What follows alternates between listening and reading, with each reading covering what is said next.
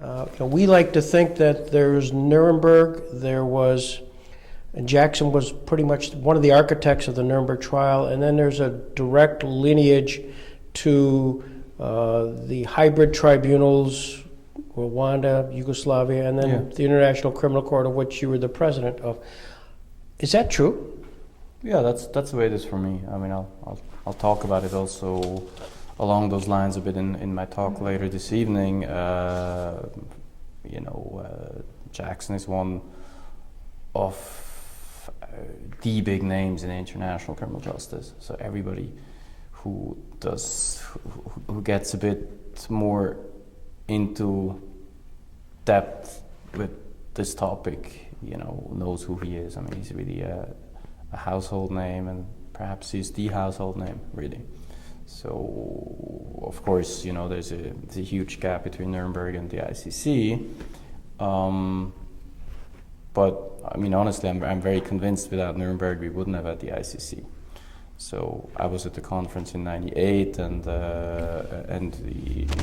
we were really looking also at the text. We were looking at the Nuremberg principles, and we were looking, especially in the field of crimes against humanity, where the legal basis was not that developed. It was not genocide, where we had the convention, or war crimes, where we had the body of IHL and the Geneva Conventions. So no, I think it is absolutely true.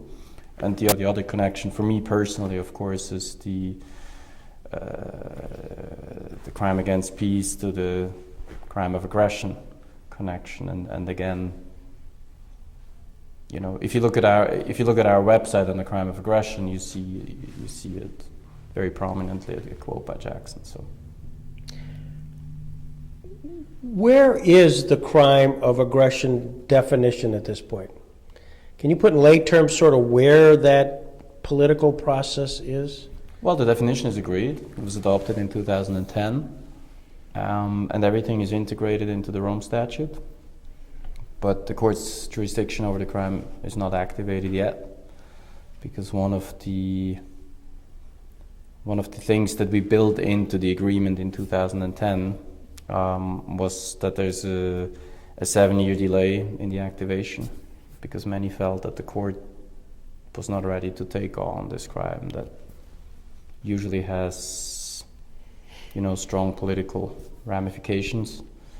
And we also felt it was important to have a sizable number of states really signing up to this legal regime, because it really is a huge step. So the agreement was to have 30 states ratify this first, and then the states activate it.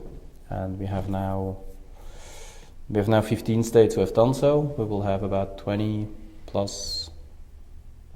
25 would be amazing, maybe 22 end of this year, but it's happening, and the activation can happen in 2017. So you're confident, or you're comfortable at this point that this will happen? Oh yeah, absolutely. Yeah. Soon the Rwanda tribunal, the Sierra Leone tribunal is pretty well wound down. The Yugoslavia tribunal is down to its last trials. Cambodia, who knows what's going to happen after the second trial concludes. And those hybrid UN chartered courts will disappear. Yeah. And what will be left will be the International Criminal Court. Yeah. Do you ever see again a time where the UN would charter another type of hybrid court for a specific crime, or that the ICC is focused, the UN is focused that the ICC somehow, some way will be the sole tribunal? It will certainly be the tribunal. Whether it's always the sole tribunal, I think we'll have to see. I personally see very little sense in trying to set up ad hoc tribunals and mixed tribunals in the future. Because if the argument is, doing it before the ICC is too difficult, or we can't get there, whatever, you'll have the same difficulties pretty much in setting up mixed tribunals. But what I think there will be a continued and probably growing market for is to have national proceedings with international components. So you have national proceedings that are supported by international judges, international prosecutors, as happened in Guatemala, or other sort of creative models to really strengthen national judiciaries. And in order to do that, you'll have to bring in an international component. And I think that would be great.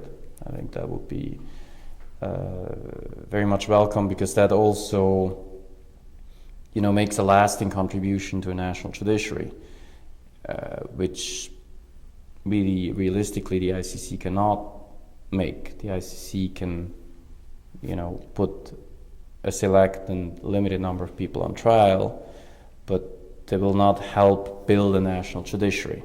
So if you have states that say, well, the ICC has jurisdiction, but we would like to put these people on trial in our own countries, and very often there is a good reason, and that's actually the idea of the Rome Statute, that states always do that nationally, but we don't have the capacity or the expertise, or we cannot find the judges that are impartial or unafraid, or and then you have an international component coming in. I think that is, for me, ideally the model of the future.